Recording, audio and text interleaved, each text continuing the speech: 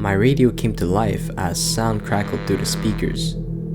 Immediate assistance needed at the park on Grande Avenue. Unidentified woman attacked and in critical condition. Grande Avenue was only a couple of blocks away. I turned the car's ignition on and picked up the radio while clicking the side button. Copy that. I'm on my way now. Any information as to the nature of the attack? That's a negative, was the distorted reply. I backed the car into the road and made the short journey to Grande Avenue. Even from the distance, I could hear the wail of other first responders quickly heading over there as well. Whatever the problem was, it seemed to be big. After a few minutes, I pulled up to the scene and with a quick flash of my badge, crossed the police tape. I made my way past the ambulances and other first responder vehicles to where a group of people, dressed in their correlating uniforms, stood huddled around a singular area. A police officer looked back and seemed to recognize me, probably from the academy, and stepped back to let me take a glimpse of what was causing the commotion. I whistled through my teeth.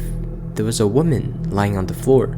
Well, actually, the only way I knew it was a woman was because I was told so. The woman that laid before me was so disfigured, it was impossible to tell what she actually looked like. She was covered in thousands of toothpicks, every single one embedded deeply into her skin.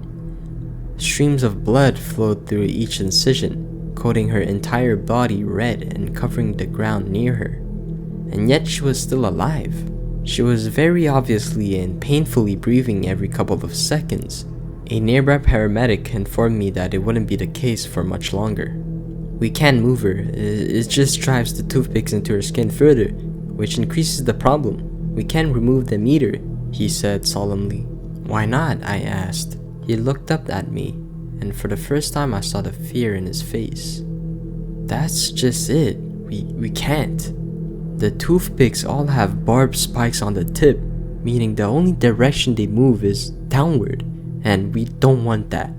We've tried to insert a catheter to induce artificial respiration, but we can't get that in. He gestured wildly towards the woman. There are toothpicks up her damn nose.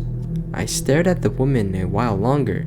I looked at her chest heave as she struggled to take a breath, before coming back down again, pushing the toothpicks further into her skin, which increased the already alarming rate of blood flow. I looked at the paramedics who were coming to the slow realization that this person was going to die a slow and painful death, and there was nothing they could do about it. I had seen many things in my career, but this took the cake. I used to pride myself on staying calm during any situation. I was able to stay stoic and take control of any situation. But this time was different. The brutality of the attack made my insides feel like a swirling mess, threatening to spill out my mouth if I wasn't careful. Everything about this just seemed so wrong. The human body wasn't built to be treated like that. There was an internal instinct to run away from this, stemming from my primal fear ingrained into my brain. But I couldn't fold. While this situation filled me with such a fear of the unknown, I had to stay. I had a job to do after all. I turned back to the paramedic. How was she found? He sighed. Exactly as she is now. A passerby called the emergency services. We've tried to help her in any way we could, but... He trailed the end of his sentence, his gaze shifting into the distance. Is there anything else I should know? I asked.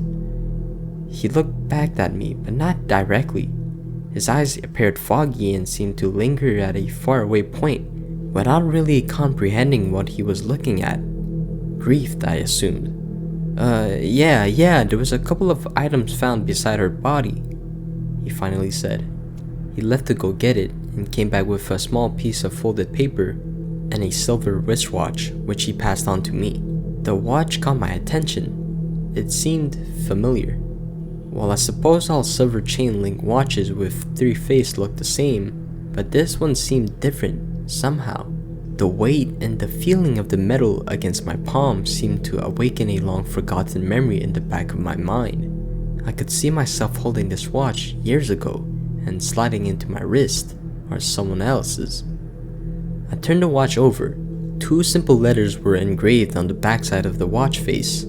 2 simple letters that made the color drain out of my face, and made the world seem as if it was collapsing on top of me. 2 letters that I had put there 6 years ago. A.E. Alice Edwards, my sister.